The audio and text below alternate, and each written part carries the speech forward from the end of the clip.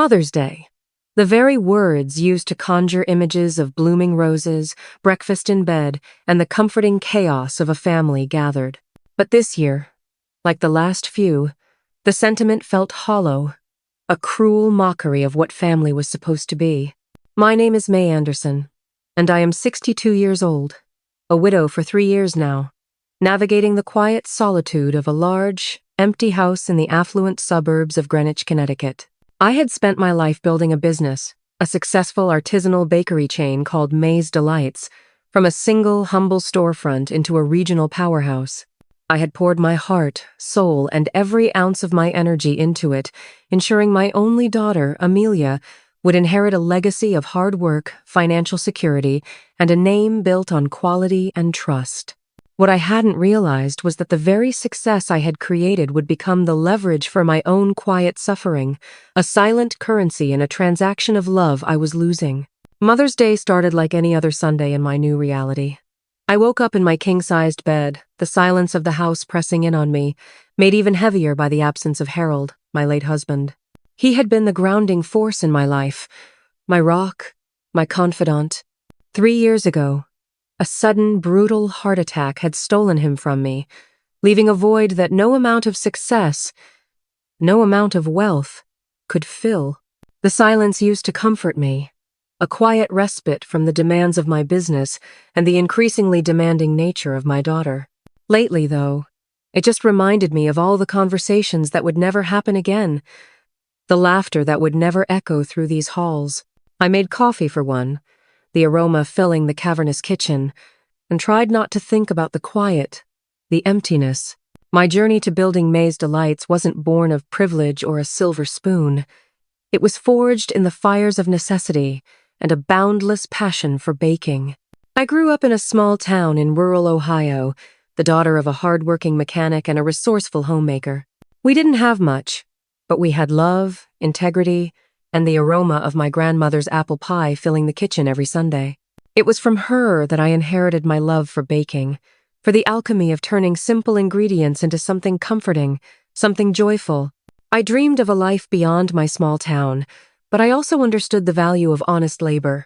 When Harold and I met in college, he was an ambitious engineering student, and I was studying business, my head filled with dreams of entrepreneurship, of creating something tangible that brought people happiness. We were a perfect balance. His analytical mind and calm demeanor complemented my creative spirit and boundless energy. After graduating, we moved to Connecticut, drawn by the promise of opportunity. Harold found work as an aerospace engineer, and I, after a few unsatisfying corporate jobs, decided to chase my true passion. With a modest loan from Harold's savings and countless sleepless nights, May's Delights was born in a tiny rented storefront. I baked every loaf of bread, every muffin, every cookie myself. Harold would come in after his long shifts, meticulously repairing my ancient oven, helping me with inventory, and even delivering orders in his beat-up sedan. We worked side by side, dreaming of expanding, of making our mark. The early years were brutal, filled with doubt and exhaustion. There were times we lived on ramen noodles, pouring every spare cent back into the business. But slowly, painstakingly, May's Delights grew. Our reputation for quality, for fresh, delicious baked goods made with love, spread by word of mouth. We opened a second store, then a third, eventually expanding into a regional chain with a loyal customer base and a formidable presence in the competitive gourmet food market. Amelia was born amidst this whirlwind of entrepreneurial growth. She was our miracle, our only child, cherished and adored. We doted on her, perhaps too much. We wanted to give her everything we hadn't had: security, opportunity, a childhood free from financial worry. But in our eagerness to provide, we might have inadvertently cultivated a sense of entitlement. She always had the best clothes, the latest gadgets, the most exclusive summer camps. Harold, with his quiet wisdom, would sometimes voice his concerns. "May," he'd say, watching Amelia demand a new designer handbag despite already having several, "we're teaching her that happiness comes from acquisition, not contribution. She doesn't understand the value of hard work." I would brush off his concerns. blinded by maternal love, convinced that once she was older, she'd appreciate all we had given her.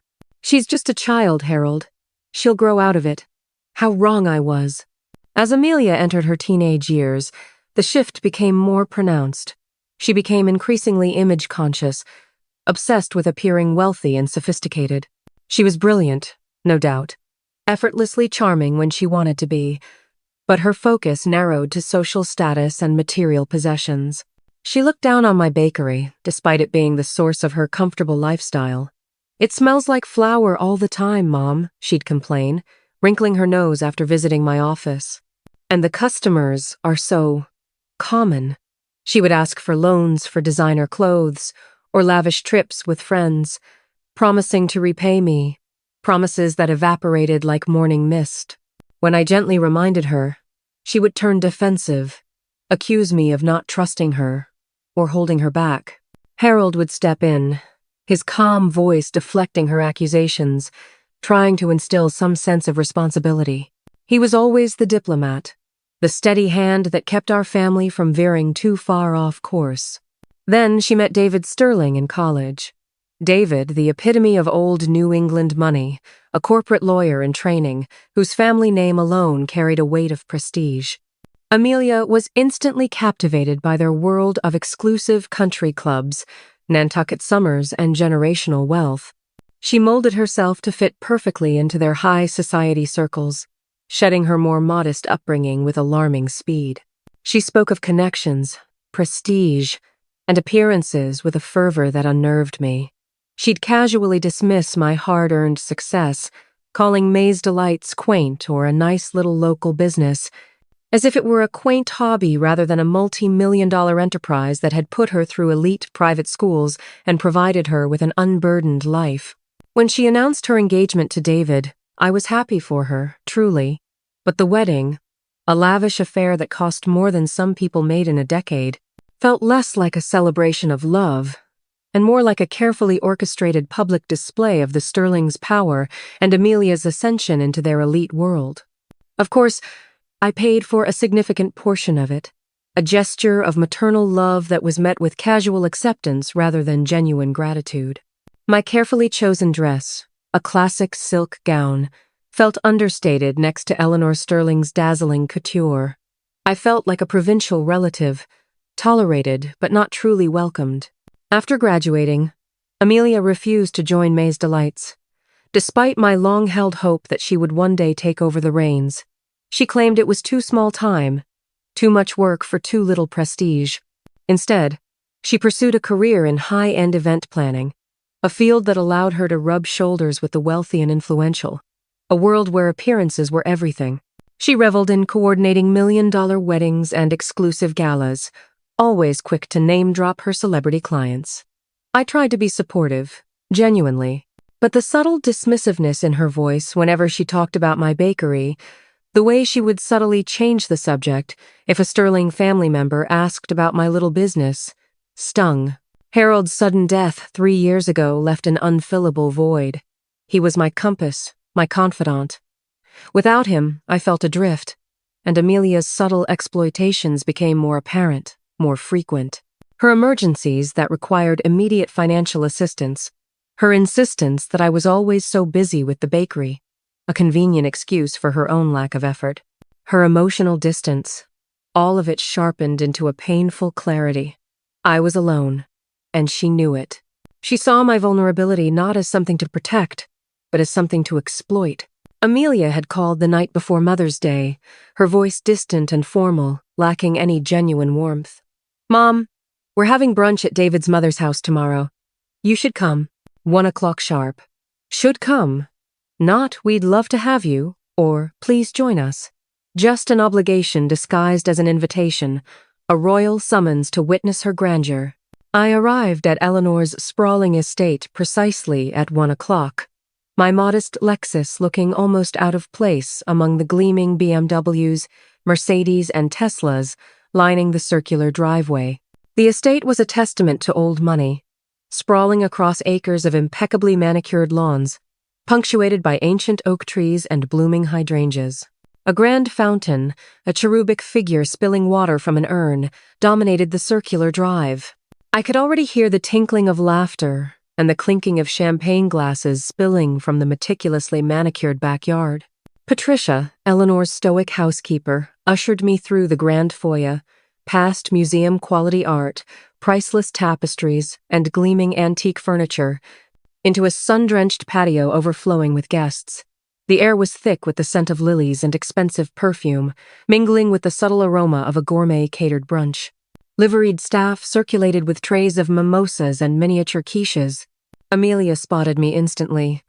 Her smile, usually so captivating, felt practiced, almost brittle. She was a vision in a designer sundress, a creation of silk and lace that probably cost more than my entire wardrobe, her hair perfectly coiffed, her diamond earrings sparkling.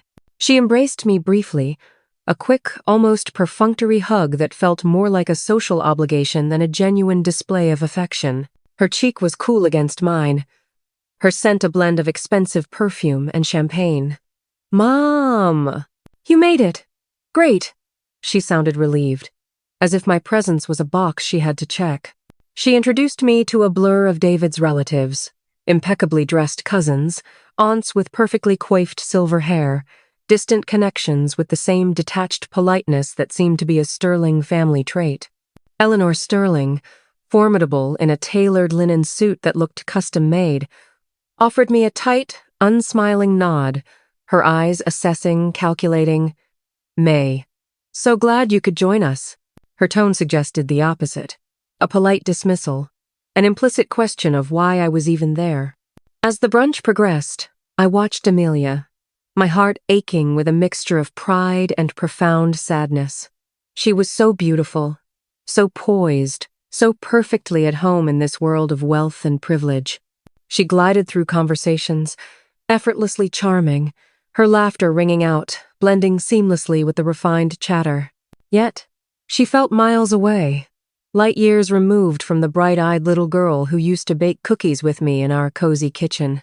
Her face dusted with flour, her laughter uninhibited. The shift in her had been gradual, insidious, like a slow-acting poison. From the moment she started dating David in college, she began to change, subtly at first, then with increasing speed.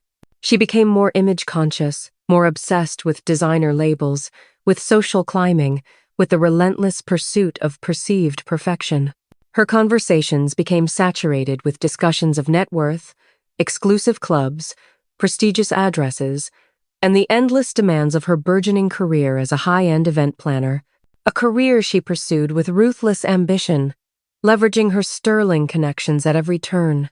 My life, my bakery, my simple values seemed to shrink in comparison, becoming something she tolerated, something she had to endure, rather than something she cherished or respected.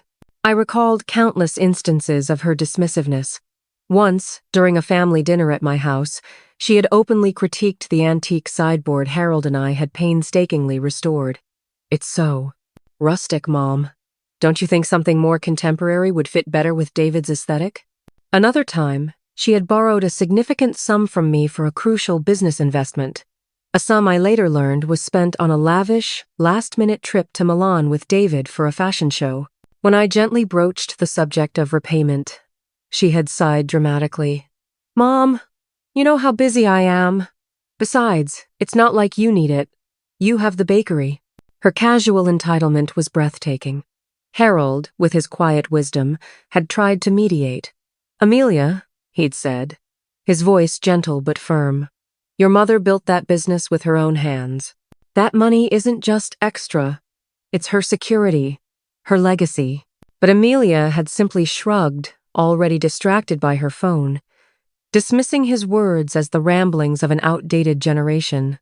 Without Harold's steady hand, her demands grew bolder, her dismissiveness more pronounced.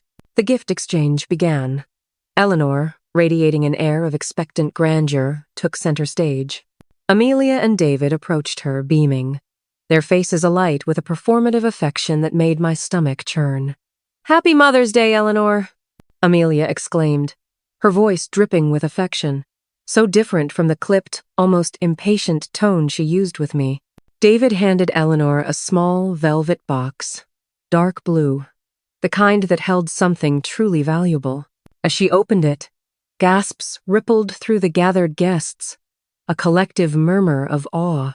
Inside, nestled on a bed of satin, was a magnificent diamond ring, its facets catching the sunlight, winking like 1,000 tiny stars.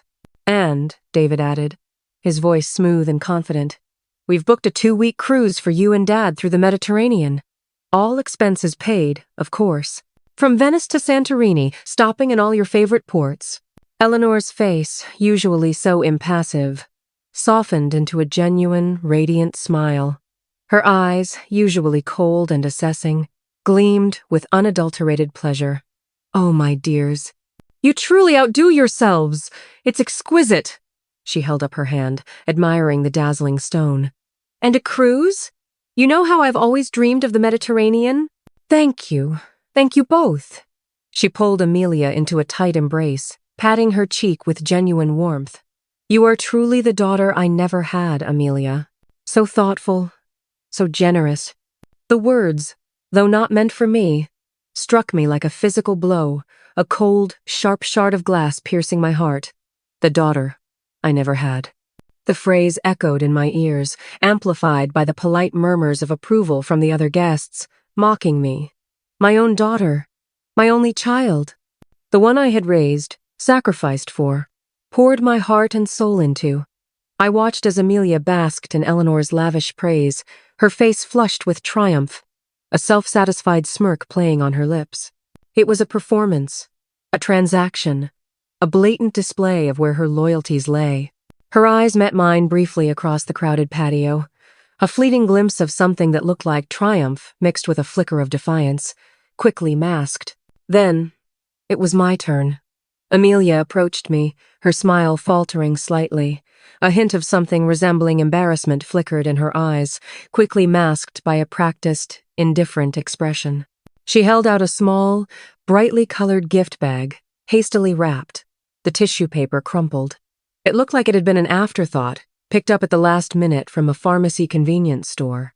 Happy Mother's Day, Mom. Her voice was casual, almost an afterthought, devoid of the effusiveness she had shown Eleanor. I reached inside the bag, my fingers trembling almost imperceptibly. They closed around something light, thin, and distinctly plastic. I pulled it out. It was a plastic flower, a cheap, gaudy thing, its petals a lurid shade of neon pink, attached to a flimsy green plastic stem. It looked like something from a dollar store children's party favor. Tucked beneath it was a small, folded note on a piece of paper torn from a spiral notebook. Not even a proper card. I unfolded it, my hands shaking now with a tremor I could not control. The note, written in Amelia's elegant script, seemed to mock me with its casual cruelty. Happy Mother's Day, Mom. Sorry I can't be there much. You're always busy with the bakery anyway. Thanks for everything. Love, Amelia. My heart, already bruised, shattered into a million tiny pieces. A $5 plastic flower. A dismissive note that shifted blame onto me, subtly accusing me of prioritizing my work over her. The casual cruelty of it, the thinly veiled accusation that my life, my work, my bakery, was somehow a barrier to her affection. My own daughter. She hadn't even bothered to buy a real flower, let alone a proper card. The contrast to Eleanor's lavish gifts was stark, brutal, a public humiliation masked by the polite smiles of the other guests, who probably hadn't even noticed the cheapness of my gift amidst the sterling opulence. I forced a tight, brittle smile, trying to mask the stinging tears in my eyes, the sudden coldness that gripped my chest. Thank you, dear, I managed. My voice barely a whisper, a strained, fragile sound. It's thoughtful. No one else seemed to notice. Or perhaps they simply chose to ignore the blatant disparity. The conversation flowed around me, effervescent and light, discussing Eleanor's cruise itinerary, the brilliance of the diamond, the upcoming social calendar of the Sterling family. I felt invisible, a ghost in my own daughter's life. A relic from a past she was desperate to shed. The plastic flower felt like a brand in my hand, a scarlet letter of shame and insignificance. I spent the rest of the brunch in a fog, nodding vaguely at polite inquiries, sipping sparkling water, feeling utterly, profoundly alone. The food, once a source of comfort for me, tasted like ash in my mouth. I slipped away as soon as decorum allowed, escaping the opulent prison, the plastic flower clutched in my hand, its cheapness a searing brand on my soul. As I drove home, the perfect suburban houses flashing past, each one a testament to comfortable, ordinary lives, my mind replayed the scene, an endless, agonizing loop. The diamond ring, the cruise, the plastic flower, the note, the words. The daughter I never had echoed in my ears, growing louder, more condemning. It wasn't just the cheap gift. It was the utter contempt it represented, the dismissiveness, the clear message that I was less than, utterly unworthy of her genuine affection or effort. It solidified a creeping suspicion I had harbored for years, that Amelia, my beloved daughter, saw me not as a mother to cherish, but as a resource to be exploited, a bank account to be drawn upon, a problem to be managed, a convenient stepping stone in her relentless climb up the social ladder.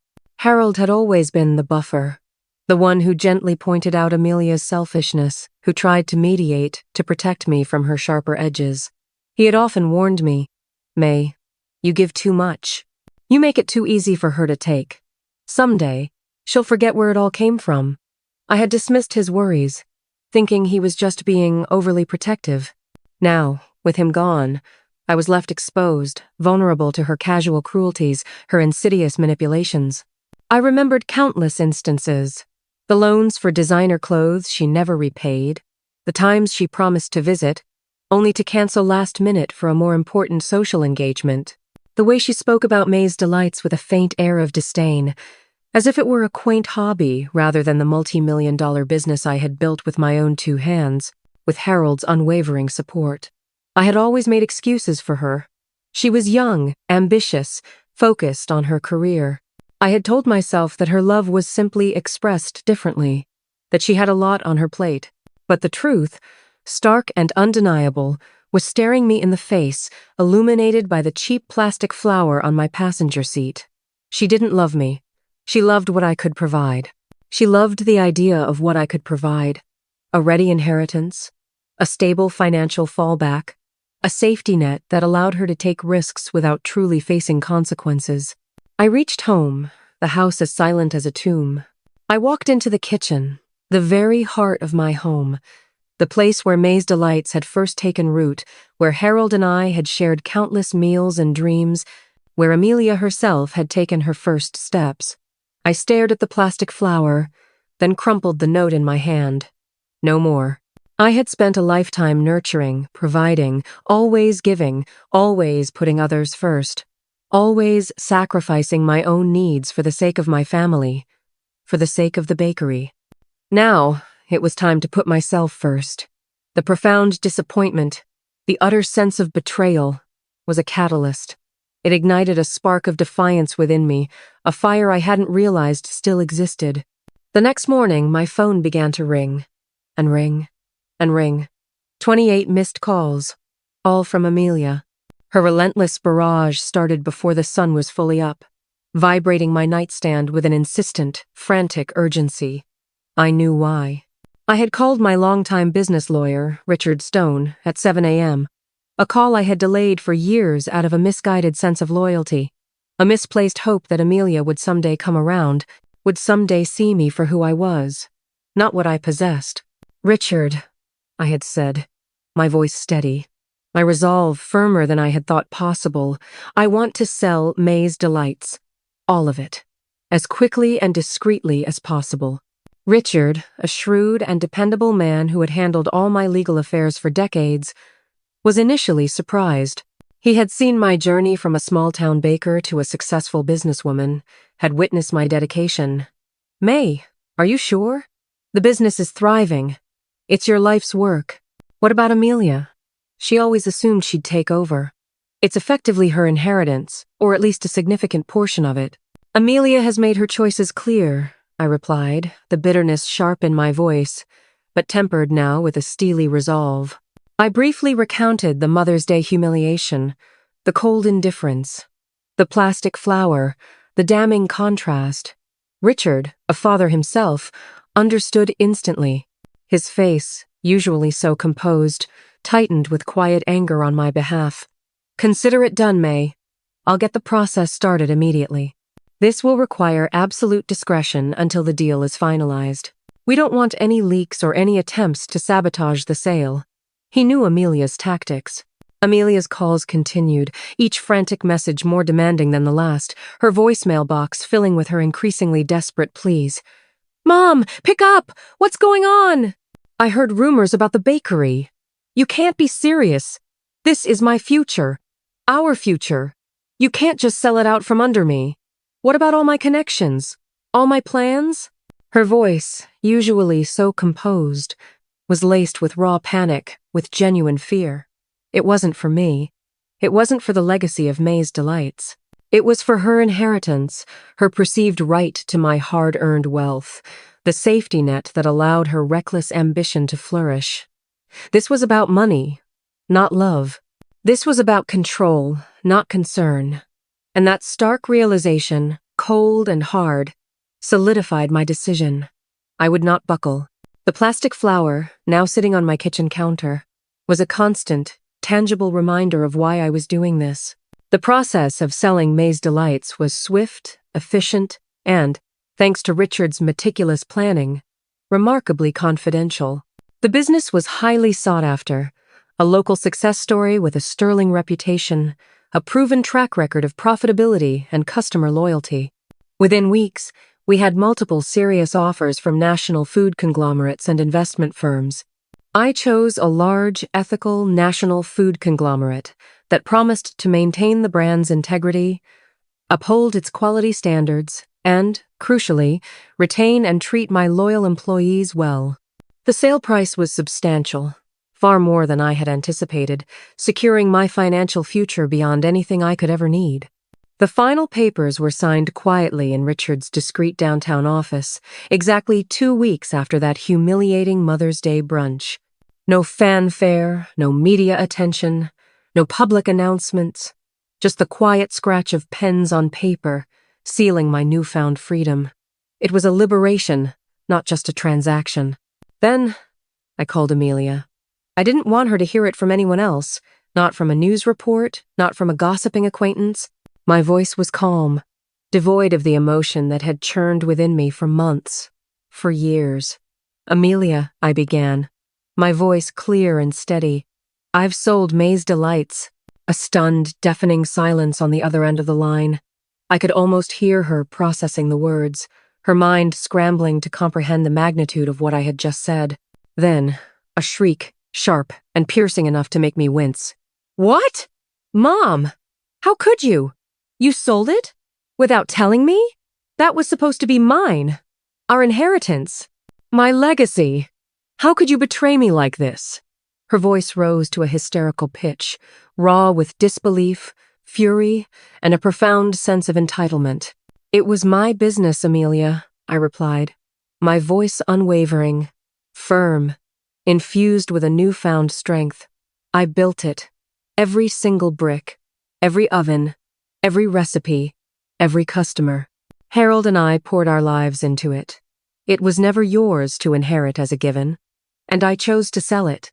It's my money to do with as I please, and I'm going to enjoy it. I'm going to travel, pursue my hobbies, and live a life free from obligations." The word hung in the air, pointed, weighted with years of unspoken resentment and suppressed pain. "Obligations?" she screamed, her voice cracking with rage. "I'm your daughter, your only child. This is a betrayal. You're ruining my life. David will be furious. His family will never understand. You've embarrassed me. How could you do this to me?" Her focus, as always, was entirely on herself, her perceived losses, her social standing. "Perhaps," I said, a faint, almost imperceptible smile touching my lips, a bitter acknowledgement of the irony. "Perhaps they'll finally understand that some things, like loyalty and respect, can't be bought with designer rings or luxury cruises." And that some people, like me, are no longer willing to be taken for granted, to be used as a stepping stone or a perpetual ATM. My love, Amelia, was always given freely, but my hard work was earned, and it seems you never understood the difference. I paused, letting the silence stretch, letting my words sink in, a final, unvarnished truth. I'm going to use the proceeds to live comfortably, yes, and to establish a charitable foundation in your father's name, supporting young entrepreneurs who actually value hard work, integrity, and the joy of creation. You won't be inheriting the business, Amelia. There is nothing left for you to inherit in that regard. My legacy is my peace now, and my freedom. She hung up on me. The abrupt click was almost anticlimactic after her tirade. The ensuing weeks were a whirlwind of vitriol. Amelia blasted me on social media, twisting the narrative, portraying herself as the wronged daughter, the victim of a cruel, capricious, mentally unstable mother who had inexplicably disinherited her. She claimed I was suffering from mental decline, that I had been manipulated by my lawyers, that I was clearly not thinking straight after Harold's death. She even tried to get David's family to intervene, to pressure me, to force me into submission. But Eleanor Sterling, for all her haughty judgment and social ambition, was too shrewd to get entangled in such a public, messy family drama. She simply advised Amelia to handle her own affairs more discreetly and made it clear that the Sterling name would not be dragged through a public family dispute. David, ever the pragmatist, probably saw the writing on the wall and focused on mitigating the damage to his own image and career, his support for Amelia noticeably cooling. I blocked Amelia's calls, her furious text messages, and her public social media accounts. I needed silence. I needed peace. And for the first time in years, I found it. The sale of the bakery had lifted an immense weight from my shoulders, a weight I hadn't fully realized I was carrying, a burden of obligation and silent resentment. I was no longer defined by my business, or by my daughter's expectations, or by the endless cycle of giving and receiving nothing but disdain in return. I was simply May. And May, it turned out, loved long walks on the beach at dawn, the crisp air invigorating her lungs, the solitude comforting her soul. She loved painting watercolors, letting vibrant colors flow freely onto the canvas, expressing emotions she had suppressed for years. She loved reading sprawling historical novels, losing herself in distant worlds and grand narratives. She loved learning to play the piano, the deliberate press of her fingers on the keys, producing hesitant but beautiful melodies, a stark contrast to the chaotic discord of her recent past. I reconnected with old friends, women I had neglected for years due to the relentless demands of the bakery and Amelia's needs. They embraced me with warmth and understanding, their support a balm to my weary soul. We shared laughter, tears, and quiet conversations over tea, rediscovering the easy camaraderie that had been lost. I even started taking classes at the local university, exploring subjects purely for the joy of learning: art history, classical literature, astronomy. My mind, once consumed by balance sheets and inventory, now reveled in the boundless expanse of knowledge. Months turned into a year. The silence from Amelia was complete, a vast, echoing void. I heard snippets through mutual acquaintances. Her high-end event planning business was struggling, her social media presence had dramatically waned as sponsors pulled away, her image tarnished by the public spectacle. Her strained relationship with the Sterling family, particularly Eleanor, had deteriorated, as her usefulness to them, her ability to project the perfect image, diminished.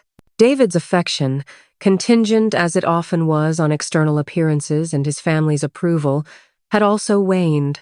The whispers were that their marriage was on shaky ground. I felt a pang of sadness, a quiet regret for the daughter she could have been, but no triumph, no surge of vindictive satisfaction. My decision had been born not of malice, but of a desperate, profound need for self-preservation. Then, almost 2 years after that unforgettable Mother's Day, a letter arrived. It was addressed to me, in Amelia's familiar, elegant handwriting, on heavy, cream-colored stationery, not the crumpled notebook paper of the plastic flower note. My hands trembled as I opened it, my heart a complex knot of trepidation and curiosity. I almost threw it away, remembering Richard's advice that some wounds need time to heal, that some relationships need space before they can be rebuilt. But something, an insistent whisper of hope, urged me to read it. It was a long letter, spanning several pages, each word carefully chosen, not with manipulation, but with a raw, painful honesty. It wasn't the frantic, manipulative pleas I expected. It was an apology, a genuine, raw, heartfelt apology, stripped bare of all pretense and self-serving justifications.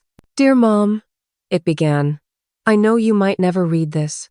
I know I don't deserve your forgiveness, or even your time, but I have to write it. I have to try. The last 2 years have been hard, humbling. After you sold the bakery, after everything truly collapsed, David's family pulled away. My business clients abandoned me. I lost almost everything. My reputation, my sense of security, the very identity I had so desperately tried to build. For a long time, I blamed you. I raged. I hated you for taking away what I thought was mine, for ruining my life." My eyes scanned the lines, tears blurring the words. I could feel the genuine pain, the profound regret emanating from each sentence. "But then," she continued, "I started therapy. I had to. I was utterly lost, Mom. And my therapist, she challenged me. She made me look at myself. Really look. And I saw it, Mom. The selfishness, the entitlement, the way I took you for granted, the way I used you. I saw the cheap plastic flower, and I finally truly understood how it must have made you feel. I saw how I treated you, not as a mother, but as a bank, as a resource. I was so caught up in the Sterling's world, in trying to be someone I wasn't, in chasing a superficial ideal of success and status, that I lost sight of who I was and who you were to me. I sacrificed our relationship for a fleeting illusion of grandeur." She wrote about her true feelings of inadequacy, her deep-seated fear of not being enough for David's demanding family, and how she had projected that insecurity onto me, viewing my hard-earned success as something to be exploited rather than respected. She admitted to her profound ingratitude, to her superficiality, to the emotional void that had driven her actions. She confessed that Harold, my late husband, had often tried to talk sense into her, to warn her about her path, but she had dismissed him too, viewing his wisdom as old-fashioned and irrelevant. She even mentioned the $20,000 diamond ring she gave Eleanor, admitting it was a desperate attempt to gain favor, a transaction, not an act of genuine love or respect, a hollow gesture that ultimately meant nothing. "Mom," she wrote, "I miss you. Not the bakery, not the money. I miss you. Your laughter, your advice, the way you always smelled of flour and vanilla, of warmth and comfort, the way you always knew how to make everything okay, to fix every scraped knee and broken heart. I miss the mother I pushed away, the one who loved me unconditionally, even when I didn't deserve it. I understand now. Love isn't a transaction. It's a presence. It's showing up. It's listening. It's protecting. It's sacrificing. Everything you always did for me. Everything I never did for you. I was the child who gained everything by stealing from the mother who gave her everything. I'm so sorry. I hope you're happy, Mom. I hope you found the peace you were looking for. You deserve it. Love, Amelia. P.S. I kept the plastic flower. It's on my kitchen windowsill in my new, much smaller apartment, and every time I see it, I remember the look on your face that day. I remember the moment I realized I'd broken your heart, utterly and irrevocably. I'm sorry it took me so long to care about fixing it, to care about you. I sat on my porch for a long time after reading that letter, watching the sun set over the water, the sky painted in hues of orange and purple. The tears came then, quiet tears, not of pain, but of profound release. Forgiveness, I realized, was not about forgetting, nor was it about absolving someone of their wrongdoings, allowing them back into your life without consequence. It was about releasing the burden of anger and hurt from your own heart. It was about accepting that some wounds need time to heal completely before they can be reopened safely. Some relationships need space, a profound distance, a period of true introspection and change, before they can be rebuilt on a foundation of truth instead of obligation, resentment, or manipulation. I went inside and wrote a response. "Dear Amelia," I began, "thank you for your letter. It means more to me than you know, but I didn't mail it that day, or the next day, or the next week, or even the next month. I held on to it. Maybe someday we'd find our way back to each other. Maybe. But for now, I was content to be free. Free from guilt. Free from manipulation. Free from the exhausting job of trying to buy love that should have been given freely. I was 62 years old, and for the first time in decades, I was truly living my own life. On my own terms. It was enough. More than enough. My life now is filled with the simple joys I had long neglected. I paint in the mornings, the canvas a vibrant testament to my newfound freedom. Each brushstroke a release. I volunteer at a local animal shelter, finding solace and pure, unadulterated joy in the unconditional love of creatures who simply want care and affection, with no ulterior motives. I travel, exploring ancient cities and serene landscapes, from the bustling markets of Marrakech to the quiet beauty of the Scottish Highlands, no longer bound by business schedules or family obligations. I eat what I want, sleep when I want, and my days are filled with people who value me for who I am, not what I can provide. My closest friends, the women who stood by me through Harold's illness and death, are my chosen family, a testament to the power of genuine connection and enduring loyalty. Sometimes, late in the evenings, as the sun sets behind my quiet house, casting long shadows across the garden, I think of Harold. I think of the life we built, the lessons he taught me. He always said, "Love fiercely, May, but don't let it blind you to the truth. Some people will take, and take, until there's nothing left. You have to know when to close the well." And he was right. My story isn't one of revenge, not in the traditional sense of inflicting pain. It's a story of liberation, of reclaiming my dignity, of understanding that true strength often lies not in fighting harder, but in knowing when to walk away, when to draw a firm boundary, when to prioritize your own well-being. The hundreds of millions I received from the bakery sale were not just money, they were a testament to my hard work, my resilience, and now, they were the key to my freedom, allowing me to live a life aligned with my authentic values, no longer a resource to be exploited, but a person to be cherished and respected. Amelia has occasionally sent me updates, short emails, more measured now, humble.